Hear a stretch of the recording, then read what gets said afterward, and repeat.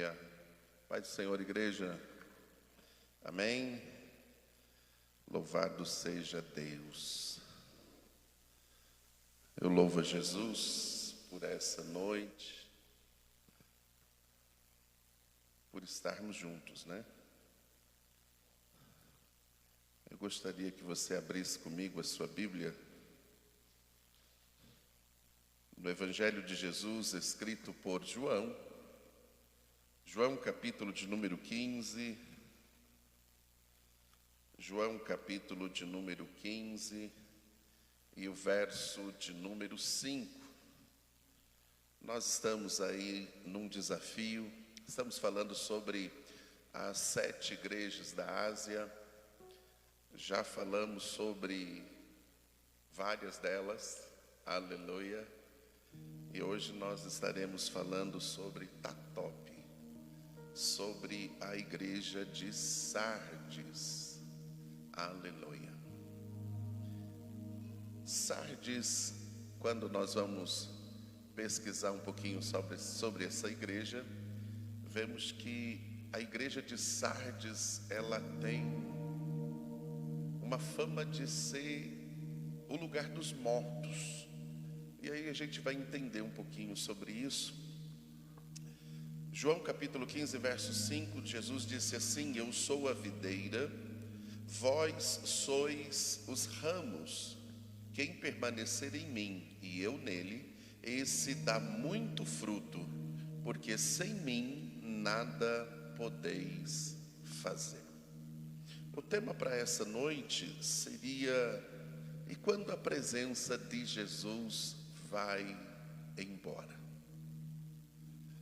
Eu pensando, falando com Deus, pedindo a Jesus para que o Senhor falasse conosco nesta noite, visto que das 7 igrejas a qual Jesus escreve uma carta pessoal para cada uma delas, esta foi a segunda mais complicada de todas.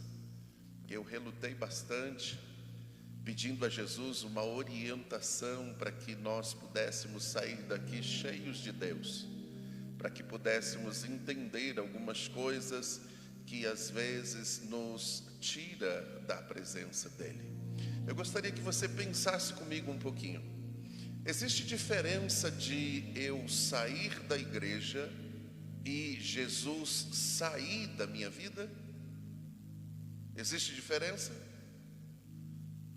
Às vezes eu encontro pessoas que já não vão à igreja há um tempo, e eu lembro que eu conversei com alguém, disse: "Ô pastor, faz uns dias que eu não vou à igreja, mas eu estou crente, viu?" Eu disse: "Ô glória, isso é muito bom.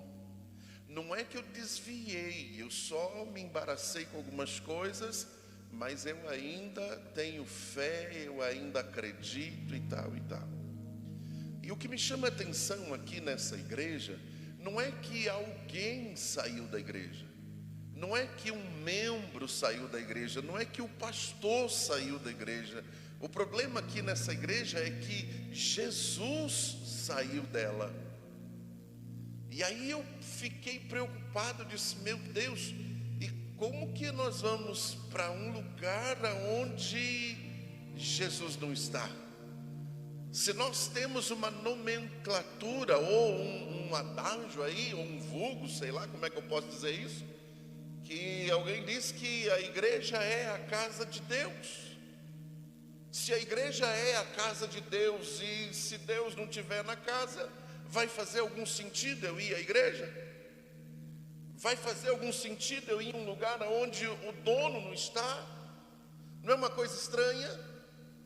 E aí eu comecei a observar e ver que nesta carta tinha ali, como na maioria das outras igrejas, algumas pessoas que ainda eram fiéis, que o texto bíblico chama de os remanescentes, que o texto bíblico chama aqueles que ainda continuaram na presença e obediência de Deus.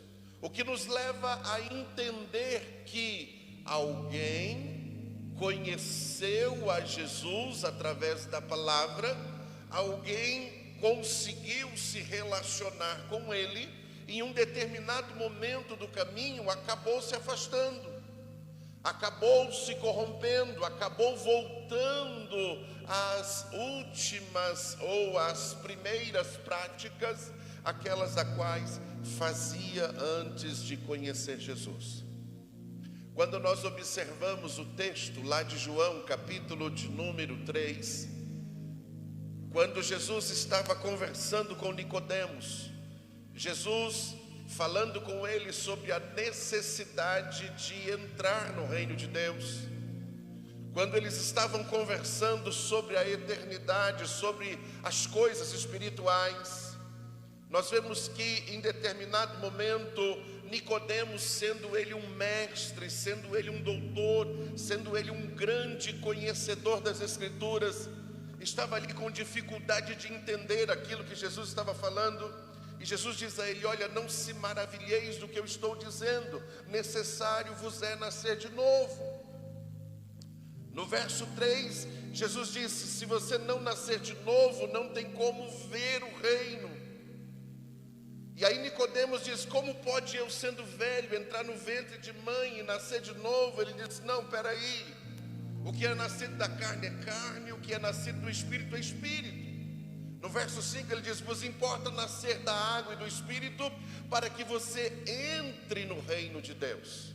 Então, quando nós pegamos esse texto lá de João capítulo 3, nós vemos que pode ter dentro da igreja dois grupos de pessoas: os que veem o reino e os que estão dentro dele. Os que veem o reino são aqueles que conhecem os mandamentos, sabem os benefícios da oração, conhecem os seus deveres e os seus direitos, mas tem dificuldade de se manter fiel à palavra, ainda traz em si as práticas do velho homem, ainda não conseguiu desvincular totalmente daquilo que fazia antes de estar na presença de Jesus. Existem pessoas, como eu disse, é o caso de uma grande parte desses crentes que habitavam nesta cidade por nome Sardes, a qual não existe mais, se tornou apenas uma grande ruína, se tornou apenas um monte de pedras. E daqui a pouco a gente conhece um pouco a história dessa cidade e a gente vai entender o porquê que algum daqueles crentes se comportavam daquela maneira. Antes de entrarmos nisso, eu gostaria que você refletisse um pouco. Em que grupo você está? Daqueles que veem o reino ou daqueles que entraram no reino? Porque não tem como ter comunhão com Jesus apenas vendo. Uma coisa é eu chegar na igreja, uma coisa é eu ouvir a música e me emocionar por causa dela, uma coisa é eu ouvir a palavra e às vezes ficar chateado porque falou comigo, porque me insultou, porque me corrigiu. Outra coisa é eu estar na igreja e através do louvor eu sentir a presença de Deus, através do louvor eu ter respostas de oração, através do louvor eu senti algo interno e não apenas externo, eu senti algo espiritual e não apenas emocional. Outra coisa é eu estar na igreja e ouvir a palavra e entender que aquilo não é o pregador que está ali tentando convencer alguém, mas o próprio Deus através da palavra tentando me orientar, tentando me guardar, tentando me conduzir para o caminho em que eu devo andar, para que no dia em que Ele retornar para buscar a sua igreja, Ele possa nos encontrar santo e irrepreensível para subirmos com Ele para a eternidade. Então uma coisa é ver o reino, outra coisa é estar nele. Uma coisa é eu fazer parte de uma denominação eclesiástica, outra coisa é eu estar inserido no reino de Deus. Quando olhamos para a igreja de Sardes, nós conseguimos ver que Jesus, ao se preocupar com aquele grupo, observa que naquela igreja não teve algo para se elogiar. É a única igreja que ele não faz nenhum elogio. É a única igreja que ele tira um raio-x espiritual e traz uma observação que eu fiquei preocupada com ela. Ele diz: vocês têm fama de que são espirituais, mas não são. Vocês têm fama de estarem vivos, mas estão mortos. Isso mostra que na igreja daquela época, naquele lugar, naquela cidade, eles cumpriam as suas obrigações cristãs, religiosas, porém não tinham um contato direto com Jesus. Porque uma coisa é eu cumprir normas. Olha, na nossa igreja você não pode fazer isso, não pode fazer aquilo. Beleza, eu vou cumprir essas normas. Na nossa igreja você tem que andar por aqui, por ali. Pronto, eu vou cumprir isso. Isso é o requisito para estar em Cristo. Não. O requisito para eu estar em Cristo é ter comunhão com Ele. Eu não dependo de 4 paredes. Foi isso que ele disse para aquela mulher samaritana que estava em conflito por não fazer parte de um grupo seleto e privilegiado de estar no templo. Ela, quando percebe que Jesus é o Messias, ela diz: olha, eu quero saber quando que eu devo adorar, que lugar, se é aqui, se é lá. Jesus diz: olha, a hora vem, já chegou, que os verdadeiros adoradores adorarão ao Pai em espírito e em verdade. E às vezes nós temos um templo para adorar, mas não conseguimos fazer isso conforme Deus procura. Porque Jesus diz a ela que o Pai procura os verdadeiros adoradores. E quem são os verdadeiros adoradores? São aqueles que o adoram em verdade e em espírito. Cumprimos normas, obedecemos regras, mas não conseguimos adorar. Pastor, na verdade eu nem sei o que é adorar em espírito. É a gente ficar de pé e sentir aquele arrepiozinho na coluna? Não, é mais do que isso. Não é quando a gente vê o braço assim, fica, eita. Não, é mais do que isso. Adorar em espírito. Só para você entender, nós somos corpo, alma e espírito. O nosso corpo, ele é comandado pela alma ou pelo espírito. A nossa alma, a faculdade mental que nos faz raciocinar, sede do sentimento, estamos alegres, tristes, preocupados, essas coisas, é da alma. E o espírito, meu espírito, ele tem comunhão direta com Deus. Ele pode falar diretamente com o Pai. O Espírito Santo, quando vem habitar em nós, ele vai para o meu espírito. E o interessante é que muitas vezes a gente espiritualiza essas coisas e temos dificuldade de entender. Deus fala conosco de uma forma muito semelhante a um pensamento, a uma vontade. Às vezes eu tenho vontade de orar. Que é isso? É minha carne querendo orar? E quem é que disse que a carne quer orar? É o diabo que está chamando eu para orar? A carne não ora, o diabo não ora. Então é o meu espírito me chamando para aquilo. Às vezes eu tenho um pensamento que me traz a solução para todas as coisas, que comumente alguém diz: olha, eu tive uma luz, tive uma revelação, tive isso, tive aquilo. Na verdade é o meu espírito comunicando com Deus, e Deus comunicando com o meu espírito, segundo aquilo que o apóstolo Paulo escreveu à igreja de Roma, lá no capítulo 5, quando diz que o Espírito Santo comunica com o meu espírito. Então quando o texto diz adorar em espírito, ele está dizendo o seguinte: eu sei o que eu estou fazendo, estou passando por uma dificuldade, por isso, por aquilo, mas as minhas limitações humanas não impedem de eu glorificar ao Senhor.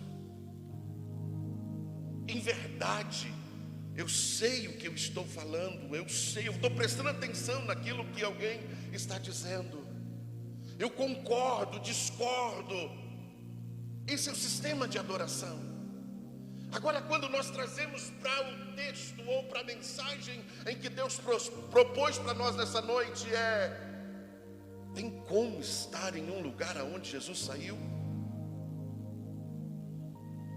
Eu olho para a Bíblia, eu vejo Israel em determinado momento passando por isso. Vejo que Deus havia feito uma caixinha de madeira, e Deus disse: aonde ela estiver eu estarei.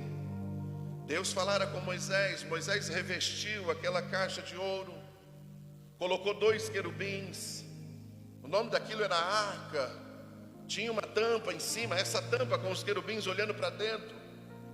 Aonde esse lugar estava, Deus estava. Em determinado momento houve uma guerra, a arca foi levada embora, a esposa do filho de Eli, Ofni, estava grávida e ela gerou, porque o seu esposo morreu, o seu cunhado morreu, o seu sogro morreu por causa daquela guerra e da perca da arca do Senhor.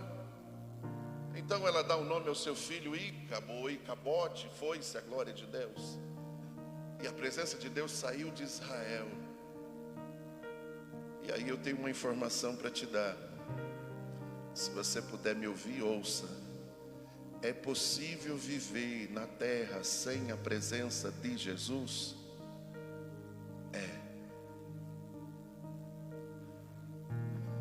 É possível estar na igreja sem a presença de Jesus? É possível entrar no céu sem a presença de Jesus? Não. É possível fazer parte daqueles que vão estar ao lado do Senhor como esposa dele sem Jesus? Não dá. Então eu posso até viver sem ele, eu posso até estar na igreja sem ele, mas o meu final pode ter grandes problemas. E eu falava com Jesus ali, eu disse: Jesus, me ajuda aí, porque é complicado falar sobre isso. Às vezes a gente não está preparado para ouvir essas coisas. Às vezes nós estamos mais acostumados ou esperando aí uma palavra de bênção, até porque a gente já tem tantas lutas, já temos tantas provas, já temos tantos desafios. Aí quando a gente chega à igreja, a gente quer ouvir uma palavra de incentivo para vencer esses desafios. Eu concordo com você.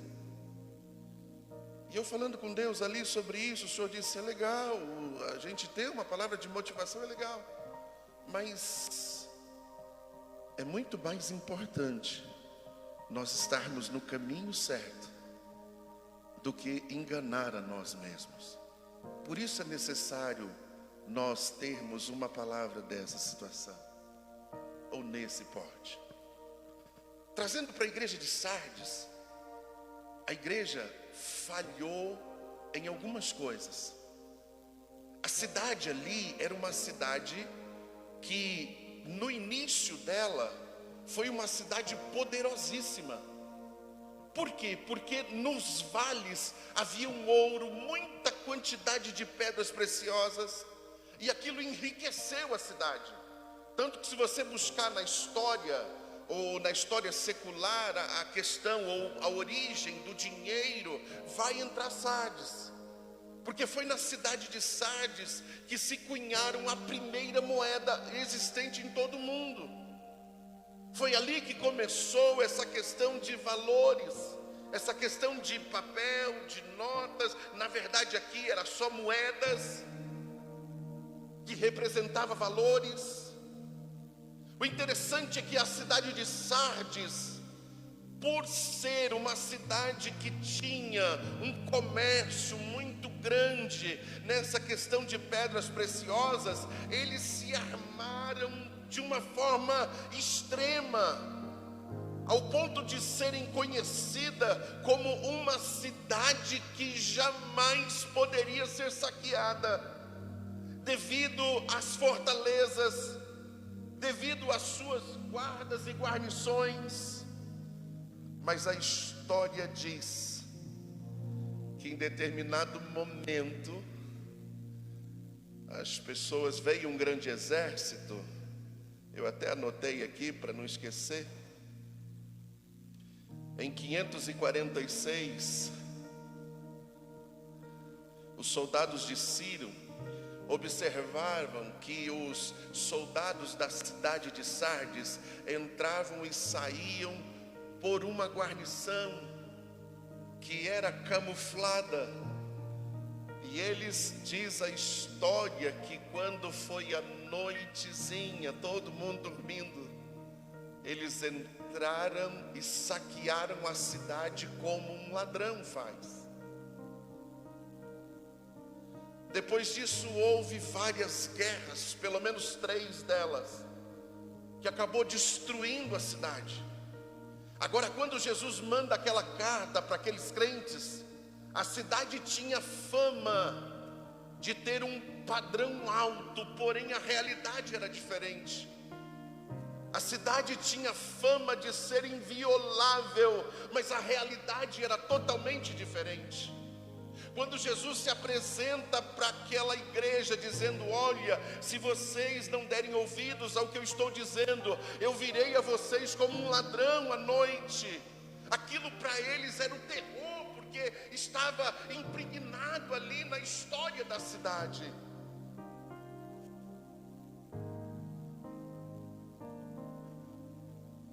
E quando pegamos o texto, nós vemos que Deus nos colocou na terra. E se você for para João capítulo 17, na oração sacerdotal, Jesus disse assim: Pai, eu não quero pedir para o Senhor tirá-los do mundo, eu quero que o Senhor deixe eles lá, mas guarde eles, para que aqueles que vejam eles entendam e acreditam que eu sou o Messias. Isso mostra que o papel da igreja é influenciar os de fora. O meu papel como igreja é que alguém olhe para mim e se interesse pelo cristianismo que eu vivo, e isso sem eu abrir a boca. E eu lembro dos príncipes dos pregadores, Spurgeon. Ele disse que o melhor pregador é aquele que prega de boca fechada. E eu custei para entender isso, mas se é mais inteligente, consegue entender mais rápido. Às vezes a gente olha para alguém que é um bom orador, mas quando olha para a vida dele, vai apagando tudo que ele prega. E aí cai naquele conto que a gente ouvia isso muito quando era criança: faz o que eu falo, mas não faz o que eu faço. A igreja de Sardes, ela não conseguiu cumprir o seu papel na sociedade.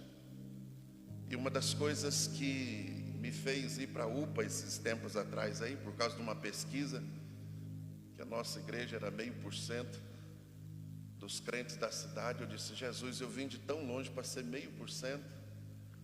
O que aconteceu? Por que não influenciamos? Por que aquelas pessoas que estão ao nosso lado não se interessam por Jesus? Por que aquelas pessoas que nos ouvem não se interessam em estar no meio em que estamos? A igreja de Sardes não conseguiu cumprir esse papel.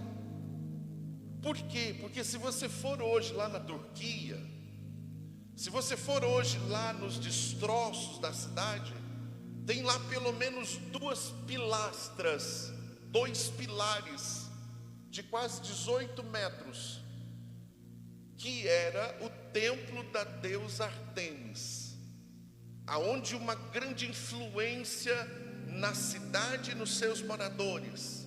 Ártemis era uma deusa que propagava a adoração através do ato sexual ilícito. Influenciou muito.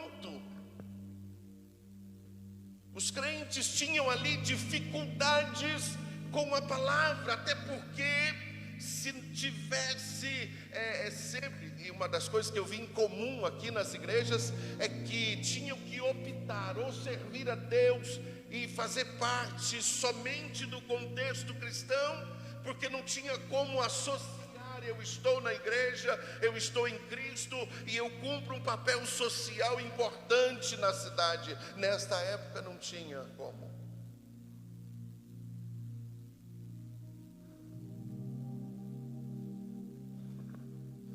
Nessa época ou servia a Jesus e era excluído da sociedade, ou estava na sociedade e era excluído do reino.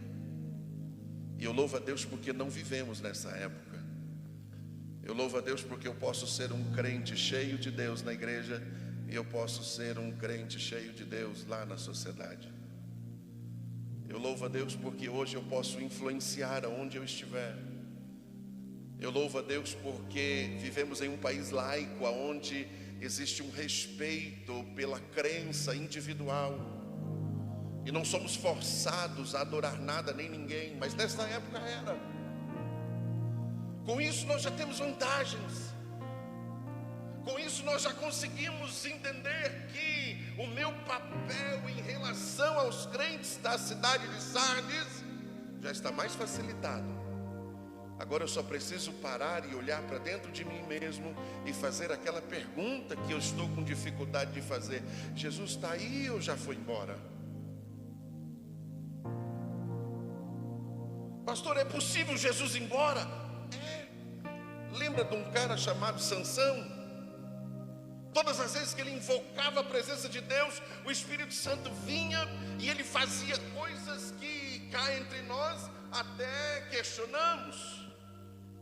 Eu lembro de uma ocasião que ele foi para o casamento, chegou lá, jogou um enigma lá, porque era comum para as festas, fez uma pergunta, ninguém sabia a resposta, e os filisteus importunaram a sua esposa, ou noiva, que ia ser esposa, e durante 7 dias ela infernizou a vida dele para ele responder, e ele acabou respondendo. Depois disso, como eles se sentiram afrontados, quando ele saiu para voltar para sua casa, eles foram lá, pegaram a mulher que ele tinha acabado de casar e deu para ela casar com o melhor amigo dele. Aí ele ficou chateado, foi lá na roça dos filisteus, pegou 300 raposas. Eu falei: rapaz, para pegar uma já é difícil, 300. Tacou fogo no rabo da raposa, sangue de Jesus, e queimou toda a lavoura deles. Eles ficaram irritados, foram lá queimar a casa da mulher. Ele ficou chateado, foi lá na cidade, arrancou um portão de quase 2 toneladas, colocou nas costas e levou lá para cima do morro. E eu começo a ler as histórias dele. E aí alguém foi para matar, mandou lá um exército de 1000 pessoas. E o texto diz que ele, com uma queixada de jumenta, maxilar de um animal, matou 1000 pessoas. Aí eu olho para essas coisas e disse: meu Deus, se Deus não tiver na vida de um caba desse, não acontece mesmo. Mas você conhece bem a história de Sansão e sabe que em determinado momento, seduzido por uma moça chamada Dalila, invocou a Deus e Deus já não estava mais nele. Então é possível a presença de Deus sair da minha vida sem eu perceber.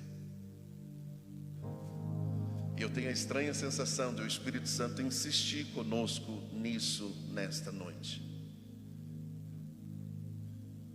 para que você sonde. Pastor, o texto diz que eu não posso julgar ninguém. É verdade, quem faz isso é Jesus. Mas Jesus também disse que pelo fruto se conhece a árvore. Agora a melhor coisa a se fazer é olhar para mim mesmo e perguntar: que fruto eu tenho produzido? Olhar para frente não dá, olhar para onde eu estou agora não dá. A melhor coisa a se fazer é olhar para trás. Como é que eu estou? Como é que está o meu rastro? Será que eu tenho vivido apenas de aparência? Será que eu tenho me tornado apenas um religioso? Ou será que eu conheço de verdade Jesus? Ou estou nesse processo de conhecimento?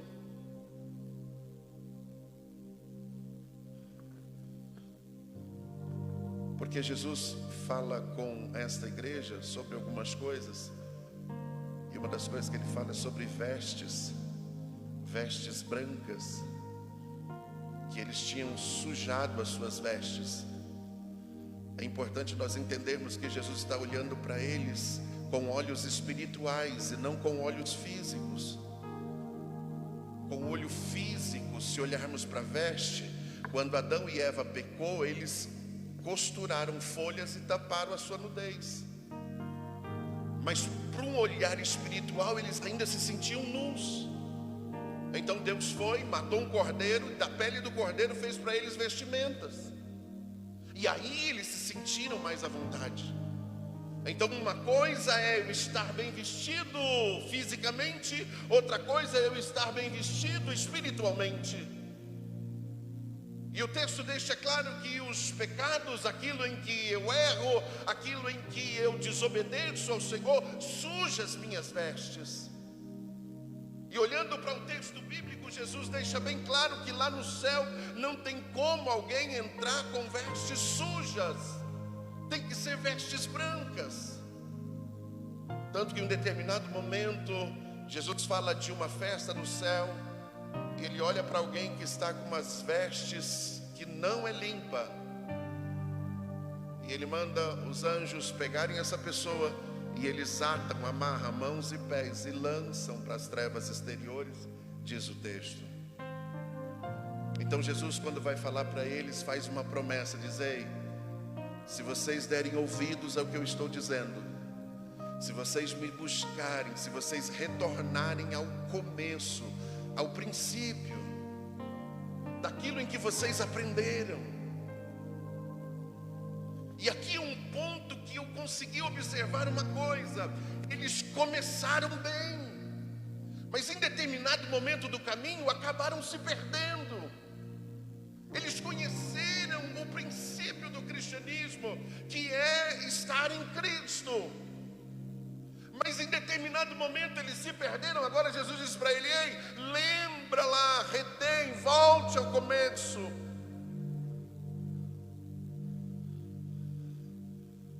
Deixa eu traduzir esse negócio aqui. Abandona as práticas que te impedem de ter comunhão com Jesus. Uma coisa que eu aprendi ensinando alguém a pregar em homilética é que o pregador prega uma palavra e essa palavra vira o número de quantidade de pessoas. Cada um entende de um jeito. Até porque o Espírito Santo quem traduz no coração de cada um de nós. Então cada um de nós sabe aquilo que precisamos desfazer. Cada um de nós sabe aquilo que precisamos consertar. Cada um de nós sabe aquilo que está nos afastando de Jesus. Cada um de nós sabe aquilo que precisamos melhorar. E eu tenho a estranha sensação de o Espírito Santo colocar um punhal em um nosso costela e dizer: ei, cabra, chega, vamos agora para o caminho certo, porque eu tenho um monte de bênçãos retidas para a sua vida que eu não posso mandar enquanto não se ajustar.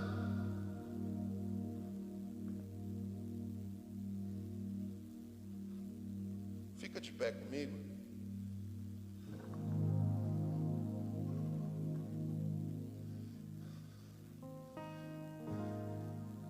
Jesus fez uma promessa para eles: se vocês derem ouvidos ao que eu estou dizendo, eu vou trocar as vestes de vocês. Quando eu pego Josué capítulo 3, o texto diz que Josué teve uma visão, que Zacarias capítulo 3, Zacarias teve uma visão com o sacerdote. Ele estava com as roupas todas sujas. Na visão estava Satanás de um lado, o sacerdote no meio, e o anjo do Senhor, que tipifica Jesus, teofania. E aí a Bíblia diz que o anjo do Senhor olhou para Satanás, ouvindo ele as queixas do sacerdote que estava com a roupa suja. E o anjo do Senhor disse assim: epa, vai lá, pega as vestes limpas e traga para ele. E tirou as vestes sujas e colocou veste limpa. O sacerdote usa um chapéu chamado mitra, e ele estava sem o chapéu, então eles punham o chapéu nele também. O sacerdote estava sem as sandálias, o sacerdote então punha as sandálias também.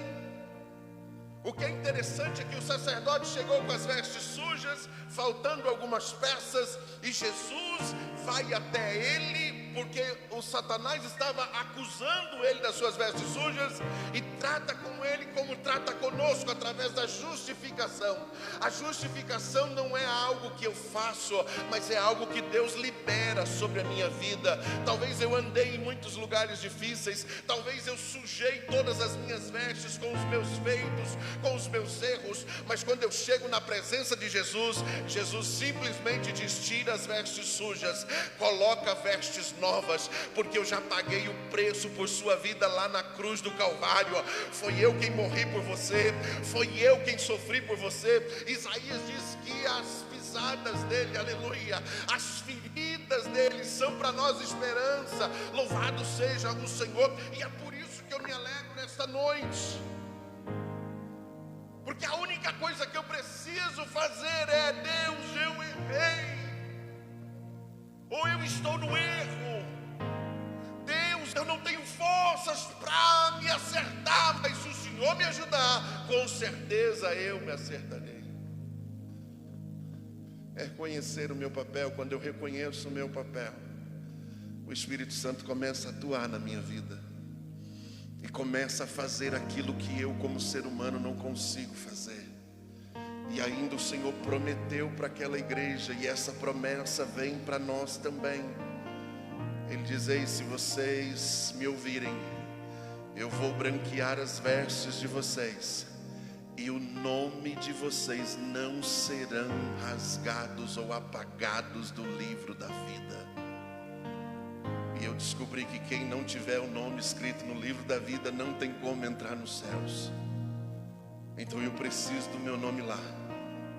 E isso quer dizer que se eu me preocupar com a presença de Jesus na minha vida, eu estou correndo um grande risco de o meu nome estar lá. Agora, se eu não me preocupar com isso, eu corro um grande risco de o meu nome ser tirado de lá. Se o meu nome for tirado de lá, eu posso até viver nessa terra sem ele, mas se eu passar para a eternidade, eu terei sérios problemas. Por isso, nessa noite eu quero convidar você: fecha aí os seus olhos, fecha os seus olhos. Eu gosto de Jesus porque Jesus, ele trata conosco individualmente. Eu amo ao Senhor porque o Senhor conhece o meu coração por dentro e por fora. Eu amo a Jesus porque Ele conhece os nossos pensamentos. Então você pode falar com Ele agora sem sequer abrir a boca. Você pode conversar com Ele. Você pode pedir algumas coisas a Ele. Você pode confessar, aleluia, a Ele aquilo que tem atrapalhado a presença dEle na sua vida. Porque eu descobri uma coisa: a presença de Jesus vale mais do que qualquer outra coisa. A presença de Jesus me fortalece, a presença de Jesus me dá esperança, a presença de Jesus me motiva, a presença de Jesus me faz superar o insuperável, a presença de Jesus me faz ser inabalável, a presença de Jesus me faz olhar para frente e não para trás. A presença de Jesus cura as minhas feridas na alma, no espírito, no corpo. A presença de Jesus é o que eu preciso, porque sem ela eu vou me sentir oco, sem ela o vazio toma conta, sem ela eu precisarei de recursos para preencher esse vazio, eu precisarei de alguma substância. Sem ela, sem a presença de Jesus, tudo que eu fizer não vai fazer sentido. Tudo que eu fizer parece que por mais que eu faça, mais oco eu vou me sentir por dentro, porque essa presença, aleluia, ela muda toda a história. Então nesta noite peça, faça como Davi fez lá no Salmo 51, aleluia. Ele disse: Jesus, não retires de mim a tua presença, renova em mim, aleluia, o teu espírito, cria em mim aleluia, o espírito voluntário. Oh Senhor, Ecobanai, aleluia, porque sem a tua presença não dá para caminhar nessa terra. Oh Espírito Santo, nesta noite nós oramos, Deus, porque sabemos que o Senhor nos ouve. Nós oramos, Deus, porque entendemos que o Senhor é aquele que sonda os nossos corações, conforme diz a palavra. Ó Deus, nós sabemos, ó Pai, que a tua palavra não volta vazia, sem antes cumprir aquilo a qual o Senhor a designou, como disse Isaías. Por isso, nesta noite, nos preencha com a tua glória, nos ajuda a sairmos daqui diferente, nos ajuda, Deus, a vivermos diferente, nos ajuda, Deus, a cumprir o papel que o Senhor colocou para nós nesta igreja, nesta cidade, nesta nação. Deus, que quando alguém olhar para a minha vida, venha ver o Senhor nela, que nós possamos inalar o bom cheiro de Cristo, que nós possamos ser luz nesta terra, que nós possamos ser sal neste mundo. Ó Deus, abençoa a tua igreja. Eu não sei, ó Pai, aquilo que o teu filho necessita, o Senhor sabe, mas eu só sei, bem sei, que o Senhor é poderoso para fazer muito mais do que pensamos, muito mais do que pensamos, muito mais do que imaginamos, diz as Escrituras. Por isso nós recorremos a Ti, Deus, que haja bênção na vida do Teu filho, que haja paz na vida da Tua filha, que o Senhor venha suprir toda e qualquer necessidade, pois a palavra diz que elas são supridas em Cristo Jesus. Deus, abençoe a Tua igreja de uma forma extraordinária e sobrenatural, para que aqueles que estejam à sua volta possam contemplar que ainda há um Deus dos céus, que governa pessoas, que muda caráter, que muda e que transforma vidas. Deus, nós queremos ser essas vidas transformadas. Por isso nos abençoa, abençoe o teu filho, abençoa a tua filha, e que o Senhor possa em todo o tempo guardá-los, para que naquele grande dia em que o Senhor há de buscar a sua igreja, nós possamos subir contigo para a glória. Deus, nós oramos em o nome de Jesus, amém? Estenda sua mão assim, ó. Deus, em o nome de Jesus,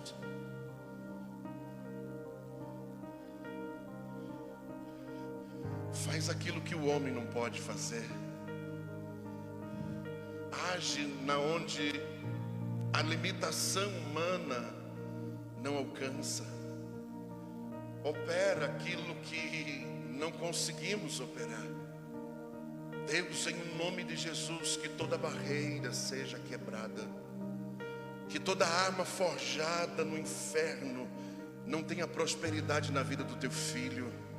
Deus, abençoe e guarda, livra, Senhora, e que o Senhor possa, aleluia, derramar o teu bom tesouro céu sobre a vida do teu santo, e aquilo que está travado seja destravado em o nome de Jesus, e aquilo que está enroscado, e aquilo que o inferno se levantou, Deus, em nome de Jesus, nós repreendemos agora.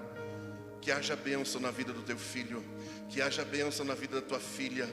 Deus, que este ano seja um ano diferenciado na vida de cada um dos teus santos, e que o Senhor venha prosperar, para a glória de Deus nós oramos.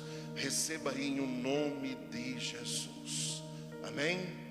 Que a graça do Senhor Jesus, o amor de Deus e a comunhão do Espírito Santo esteja com todos, e todos digam: que Deus abençoe a todos em o nome de Jesus.